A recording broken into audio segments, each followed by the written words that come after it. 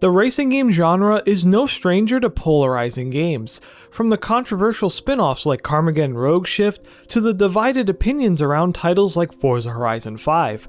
However, there is a particular one that stands out to me as being the most divisive in the genre, which is Grid 2. Developed by Codemasters, Grid 2 is a motorsport-styled arcade racer released in 2013 for the PlayStation 3, Xbox 360, and PC, with a macOS version that came out in 2014. This video will be an analysis of the game to better understand the points of contention for fans of the Grid series to even general arcade racing players. Let's begin. Grid 2's presentation is almost great. The general art style goes for a mix of a TV broadcast look and a cinematic feel. There are black bars and replays, dirty camera effects, very pronounced lens flares, glitch artifacts when you crash, and color grading that gives the game a bit of a darker, muted look. Graphically, Grid 2 is close to being one of the best looking racing games of the 7th generation. There's a lot of environmental detail, good texture quality for the time, considerably high poly vehicle models, very pronounced effects, lighting and shading that is just striking. The only aspect that I don't particularly like is the excessive sky bloom, as it can completely overpower the HUD elements. This leads to the weakest aspects of the presentation, which is the user interface. While the menu takes place in a 3D environment that changes when advancing through the career, the lettering and formatting is much more minimalistic. The same goes for the HUD, as it's clean but pretty simple in design. Despite a rather weak UI design, the overall art style and graphics is really great. When including the DLC, Grid 2 has a total of 77 vehicles. There are 65 unique models, with the remainder being different or upgraded versions of existing cars. Notably, there's more of a focus on road legal vehicles rather than race cars, which is a bit disappointing. Although, the strange thing is that instead of having vehicles separated by racing disciplines, they are sorted into 4 performance tiers. This means that cars from considerably different classes are grouped together, like how the lightweight class BAC Mono is able to compete against a drift class Chevy Camaro. The only exceptions are the IndyCar and the Demo Derby vehicle, as they are completely separate from the tiers. Some career events will restrict the available vehicles to one or a few disciplines in that performance tier, but other times you have free range of a tier to pick from. I'm not against having a mixture of different types of vehicles and performance classes, yet it's really weird to see it in a game trying to be based around motorsports, which is highlighted further by the amount of non-race spec vehicles here as well. The game has 4 cameras, being a close chase, far chase, bumper, and hood view. Unfortunately though, there is no first-person cockpit camera like in the first game. The chase cameras do have some sway in the horizontal axis, but it's not too loose so that you can still see where you're drifting. In the vertical axis, it's very fixed onto the car, so any changes in the tracks like bumps, inclines, or declines are very pronounced. The only issues with these cameras is that they can completely freak out when you get spun around. Additionally, the sense of speed is insane. The FOV is decently high, the camera pulls back when accelerating, there is a strong motion blur effect, and there's a good amount of shake from drifting, braking, impacts, and traveling at high speeds.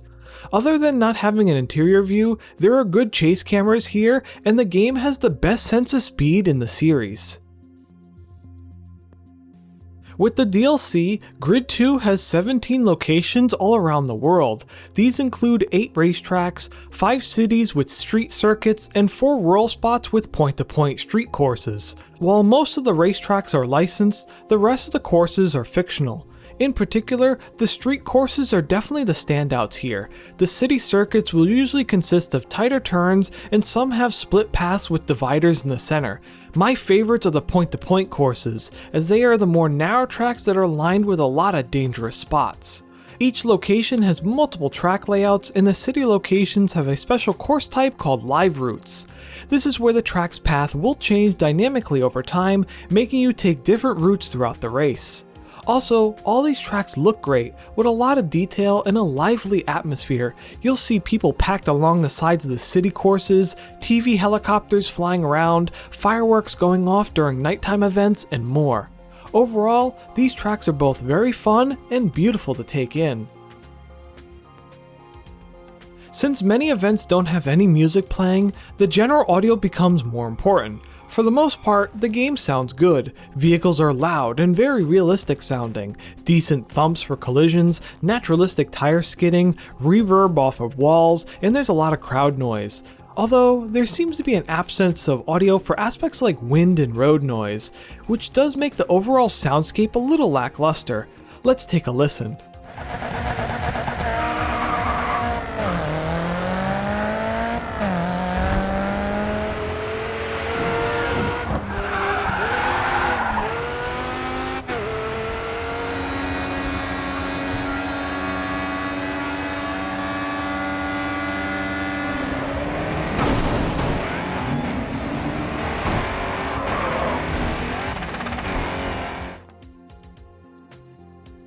There is a considerably large selection of game modes here, being Race, Eliminator, Face Off, Drift, Time Attack, Overtake, Toge, Checkpoint, Power Lap, Endurance, and a Demolition Derby DLC mode.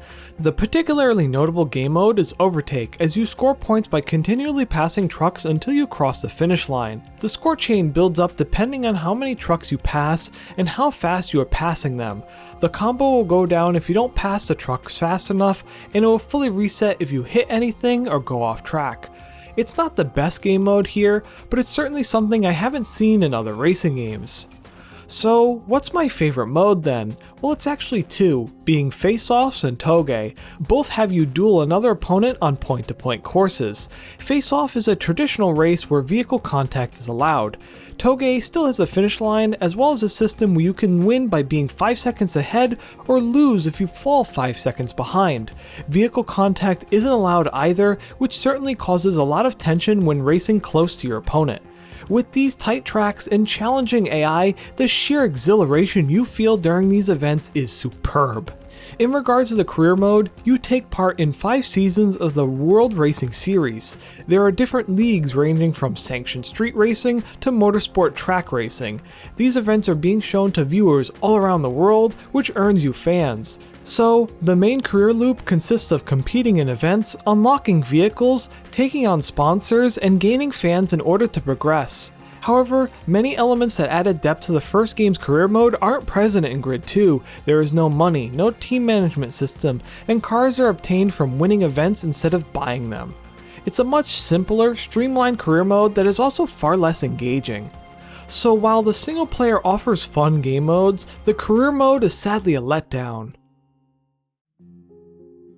There is 2-player split screen and online up to 12 players. All the vehicles, tracks, and most of the game modes from single player are available in multiplayer. I've had a lot of amazing moments with friends because of how crazy this game gets. However, the implementation of DLC and progression in online multiplayer is so bad that I need to talk about it. Firstly, if someone hosts a lobby with DLC enabled, you can't join that session unless you have the same DLC as the host. This also means that if the host doesn't have DLC enabled, then you can't use any of that content in the session. Especially now with the game and DLC being delisted, it's such a frustrating system. Secondly, single-player progression does not carry over into online. This wouldn't be such a problem if the online progression wasn't so damn slow. You spend way too much time leveling up to unlock vehicles for purchase. Also, the unlocks start off at tier 1, and once you get all those vehicles, then you move on to the next tier. So there will be tiers that for a while, you'll only have one vehicle or a bit more if you have the DLC cars. It's really telling that there's a DLC to unlock all the vehicles for online only. Although, there is one redeeming feature in online that isn't in single player, which is upgrading your vehicles. You can upgrade aspects like engine, drivetrain, handling, and you can even advance some lower tier vehicles into a higher performance tier. It's a shame because the core gameplay of multiplayer is great, but the DLC system and progression was so mishandled. There is a lot to cover with Grid 2's physics, especially in regards to its handling.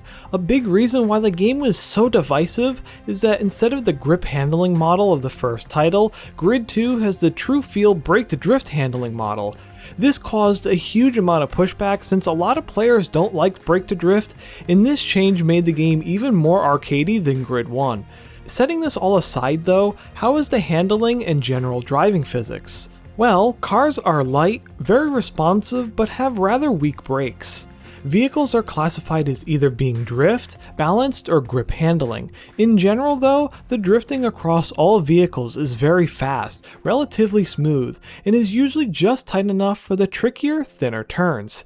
Since you can carry a lot more speed through corner entries and exits, this makes for a pretty fast game. Once you get into the flow, it feels quite good to speed through these courses. However, there are some complaints I have with this handling model. Firstly, there are times that you feel artificially locked into the drift rather than a more natural slide or oversteer effect. So it can feel awkward to adjust your trajectory or get out of a drift since you need to counteract that artificial force. Secondly, the handling in drift events is tweaked to make every car viable for drifting regardless of its handling classification. However, it's too floaty and loose, which doesn't work well with the drift courses. Anyways, it's certainly not my favorite handling model, but I grew to really enjoy it. To finish off, the crash physics are amazing. There's a nice damage model here for licensed vehicles, with good deformation, parts falling off, and noticeable mechanical damage. Since the vehicles are considerably light but also carry a lot of momentum, the wrecks can be insane. High-speed spins, flips, barrel rolls, and huge shunts are just a few examples of the chaotic crashes you will encounter. Overall, Grid 2 has mostly great and fun physics. What makes Grid 2 such an interesting game is how most of the great aspects I covered have a negative contrast to them. The game has a neat art style with stunning graphics, but the UI could be more interesting.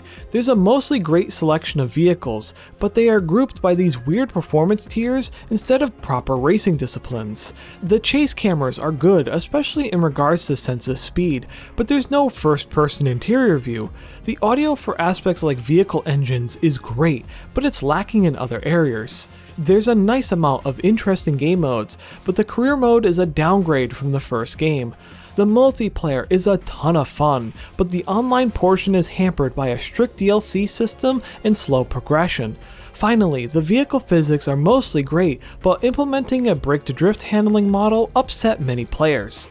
The only aspect that I don't have a counterpoint for are the tracks, and even then, I could see some people say that the game was lacking in real-world racetracks. In the end, I've had a lot of fun with Grid 2, but it's not a game I can recommend to everyone. It's best suited for people who don't care that it deviates from the other Grid games and just want a fast, intense, and chaotic arcade racer. This has been Gamer Alex. I hope you enjoyed the video and have a great day.